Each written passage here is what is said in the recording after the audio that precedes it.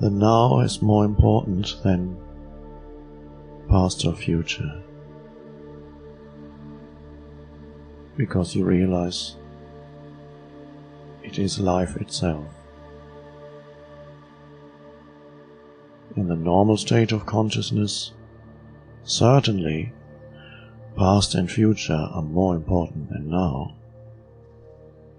So the normal state of consciousness, which is unconsciousness, is characterized by that, the implicit assumption or belief that past and future are more important and more powerful than now.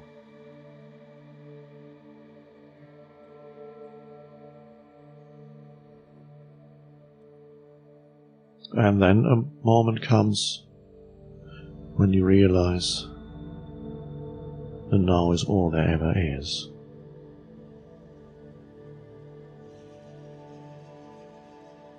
In truth,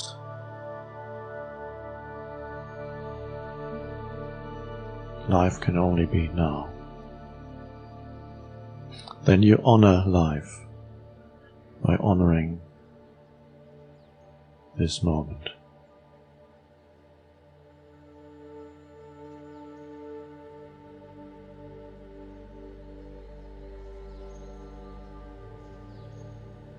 And then, whereas before the now existed in some obscure region on the periphery of your life, you were only peripherally aware of it because you were so absorbed in past and future. Now, past and future become peripheral. Yes, they still have, to some extent, they are needed to move in this world. You as this form, you can't get out of that where you seem to be flowing in that stream of time, which is like a train you are on and it won't stop. You can't get off.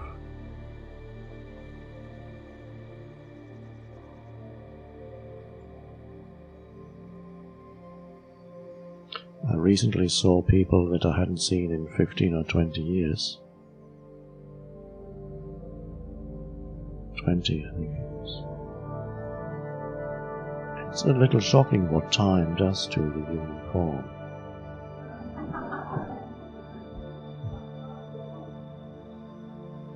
On that level, yes, it seems to exist. And I almost felt inclined to say, my God, what did time do to you?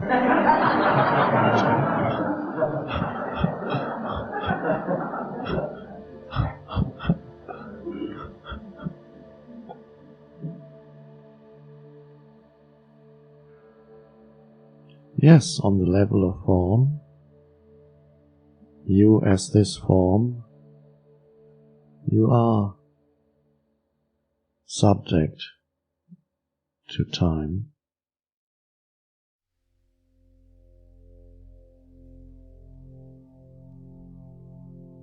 And subject to the impermanence which implies time, short-lived, fleeting, all forms.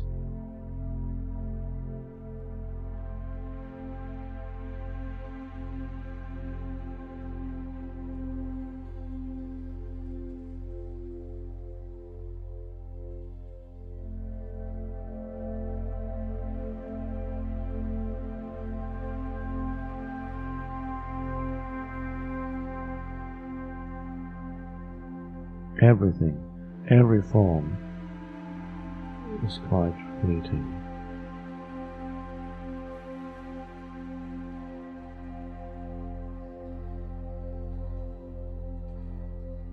When you're totally identified with the form, you don't really know that. You only exist in a state of fear and desire because so identified. You don't know. And it's an amazing realization when you realize how fleeting all forms are,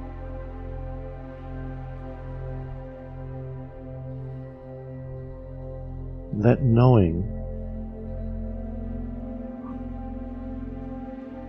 is already the beginning of liberation.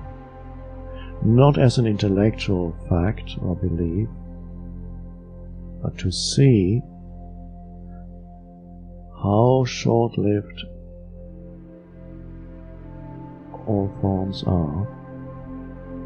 And when you grow older, you see it very clearly. When you reach the age of 60, 65, 70, 75, people around you begin to die, one after another. My mother says there's nobody left now that I know. They're all gone.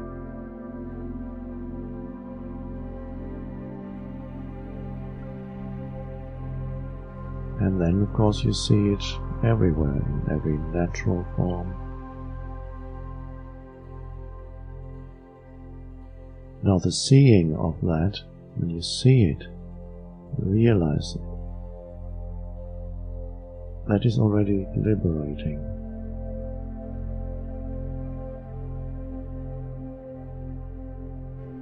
Because that seeing arises from that which is beyond form.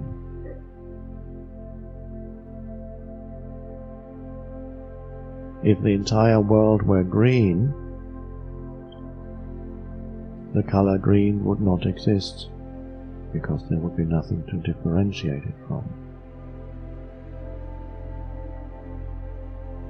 If everything were fleeting,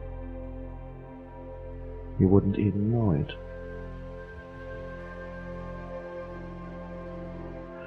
But the fact that you know means there's something that is not fleeting. And that is why to contemplate the short-lived, impermanent nature of all forms is already liberating. And when it's contemplated and allowed to be, and this may mean at this moment, a form that's right in front of you shows signs of the passing of time. It's become wrinkled. It could be a mango, it could be an apple, or it could be the human form. It's very similar. What happens to an apple is what happens to the human form. What time does to an apple and what time does to a human. Very similar when you look a fresh apple and a fresh young 20-year-old.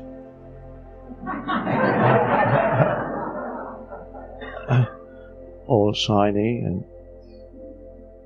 and then time does its work, and 50 years later, which isn't very much, it's all wrinkled and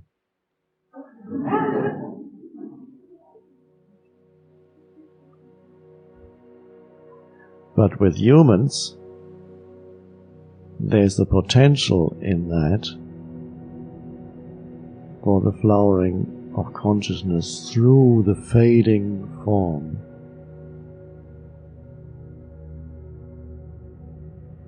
Now, I don't know about the apple. The apple can only speak for itself. But I know that for humans, that is a great potential is hidden here, and there's another portal here into the liberated state. And that portal is this form that is moving towards dissolution. Of course, all forms are. And suddenly you see it. Not only here, but you see it everywhere. And when there is no reaction, you allow that. There's something incredibly peaceful in watching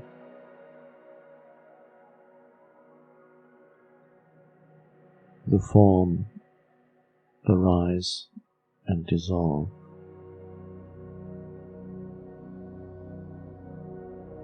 And that which knows that is beyond form.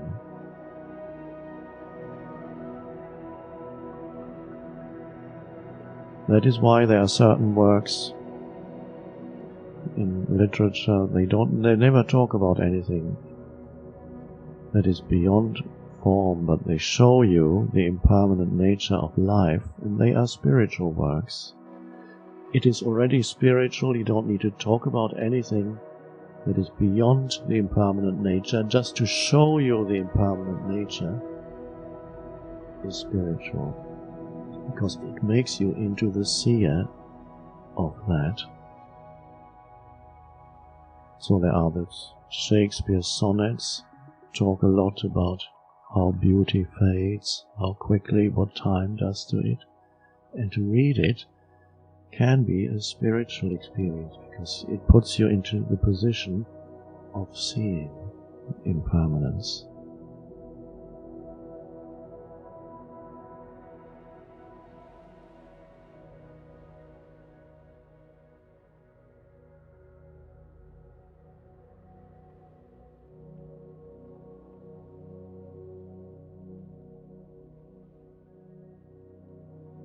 And even something that is not, you might think it's just entertainment, and on one level it is.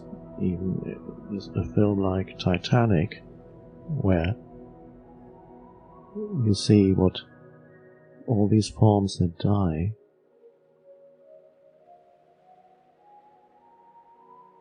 and at the very end they appear again like actors on stage. They played their role. And you see how death, you're watching death.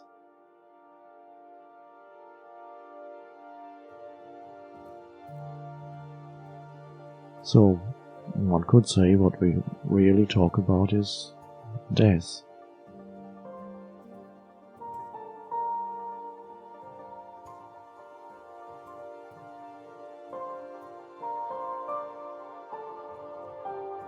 The form dissolves. Death.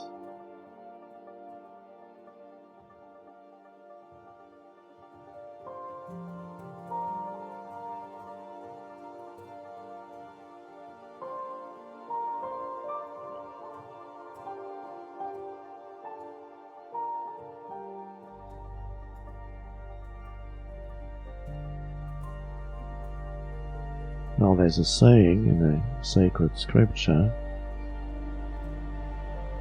which says, "Die before you die." And there's deep truth in that, and in a way this is another perspective on why we are here, what this gathering is about. One could put it like this: death will find you. It's found you already, because we're all slowly dying.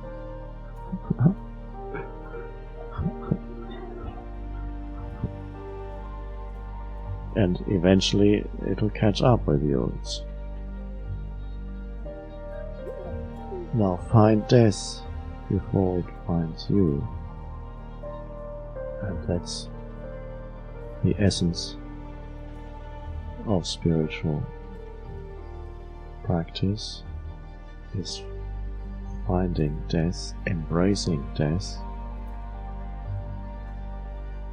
which is the end of identification with form, the end of deriving your sense of self, identity, from form,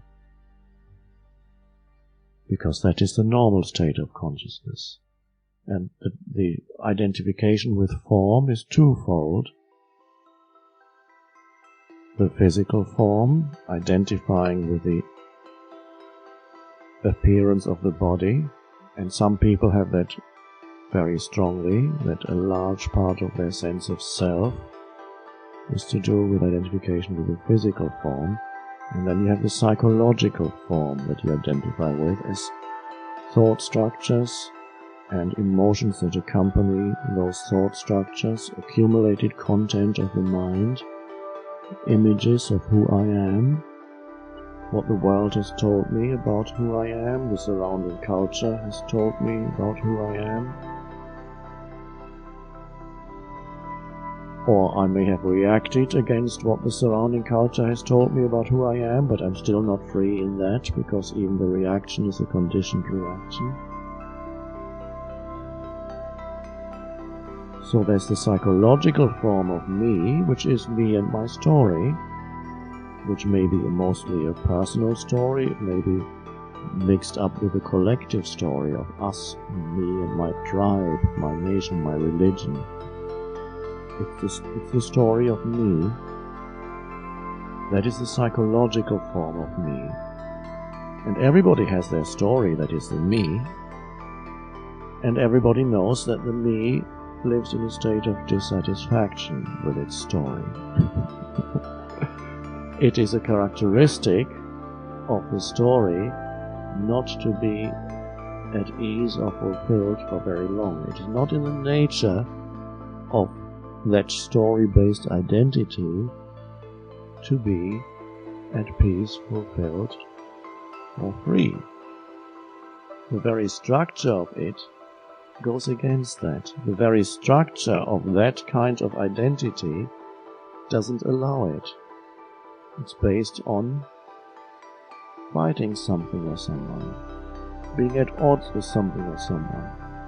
It's based on a sense of separateness. It needs that. So the identification with the body, sometimes they become very much mixed. You may identify with the appearance of the physical body, and that the mental images may form as me, as such and such. So especially people who have a beautiful body or good appearance, their psychological me is strongly bound up with their mental image of body. And for a while that gives people a very pleasant sense of self. Sense of self always is comparative, whether it's to do with body or with other identifications.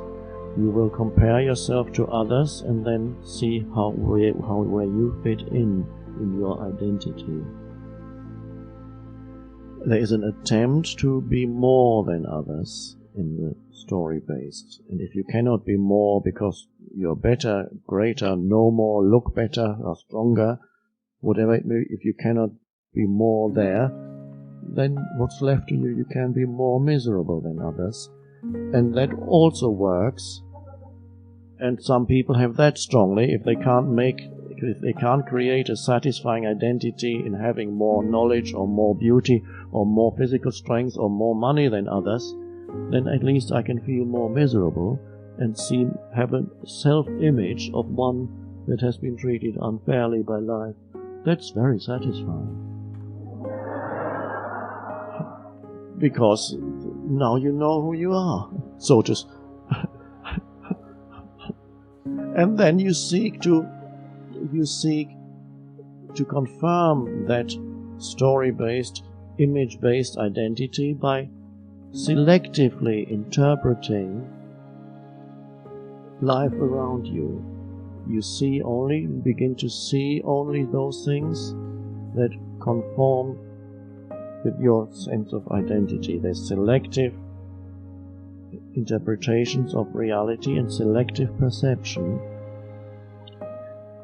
And everything that you perceive as you move about your life is totally filtered and distorted then through the self-image of me. And only those things that conform to it are allowed in, that strengthen the self-image. And so everything is interpreted according to that. And you think that's reality, but it's the conditioned, heavy filters through which you interact with people. And then, so it becomes like a script in here that's been put into here, and you act it out. And that becomes then your life situation, your life drama, your life story. And you go through the movements,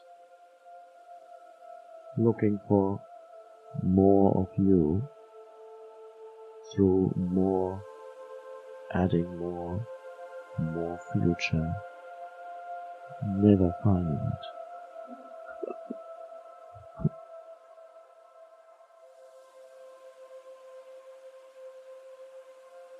And then it could happen that you're suddenly confronted with death close to you, someone close to you, or the possibility of imminent death that might happen to this form, or you're suddenly confronted with great loss in your life, which is another form of death, something you had identified with, status, possessions, relationships, great loss. And suddenly, forms dissolve, forms in which there was the self. The self was in those forms, and those forms dissolve through some disaster, some form of death.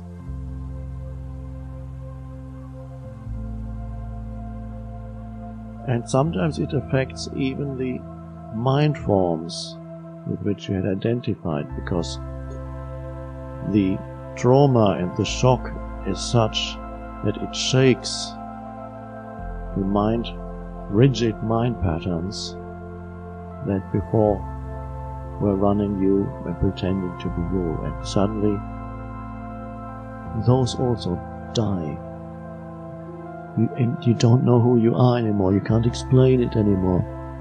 Before you thought you had these ready opinions. When people asked you, you would put out your opinions, you knew it all. And suddenly something comes, and suddenly the explanations don't suffice anymore. Death. That wasn't supposed to happen. Some religious people begin to doubt their beliefs when somebody close to them suddenly dies. That wasn't supposed to happen. I had a contract with God, and He was supposed to, there was not supposed to be any death.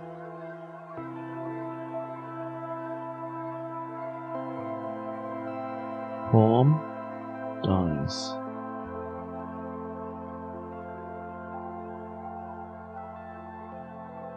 Thought forms die. And the whole story-based identity can come to an end in the face of great loss or death. Your whole story doesn't make sense anymore. It has any great loss or death in your life has that potential, but not always is that potential realized. It can also happen that great loss or disaster can make the story more heavy, more miserable, and more unhappy.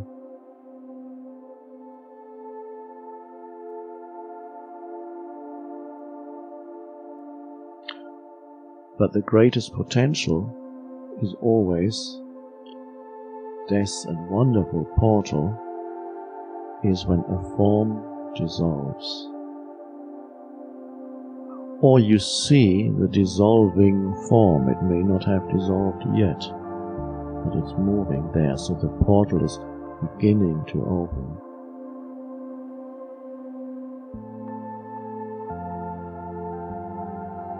And suddenly, the form is gone, and it leaves a hole in emptiness.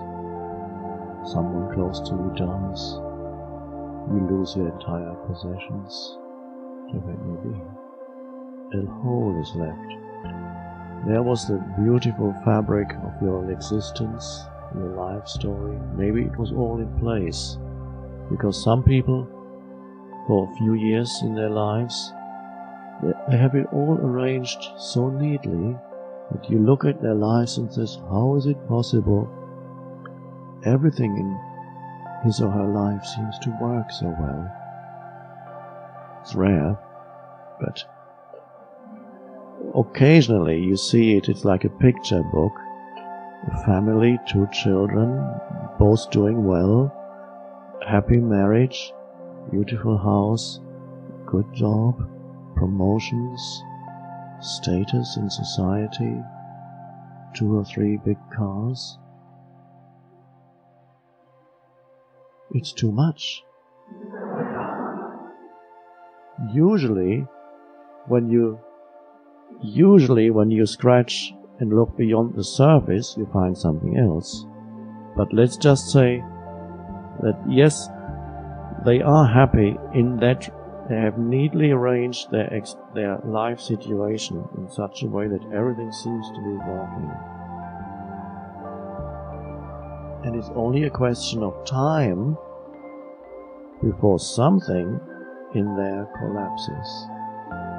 Because the structures that they have created that look so solid, all these life insurance policies, huge corporations are sustaining me with billions of dollars behind them, and I have shares in that. Surely my life is now secure, and my family's life is secure. There's a true foundation. And then time does something to the seemingly solid structures. Such a shock when the disaster happened on September 11th.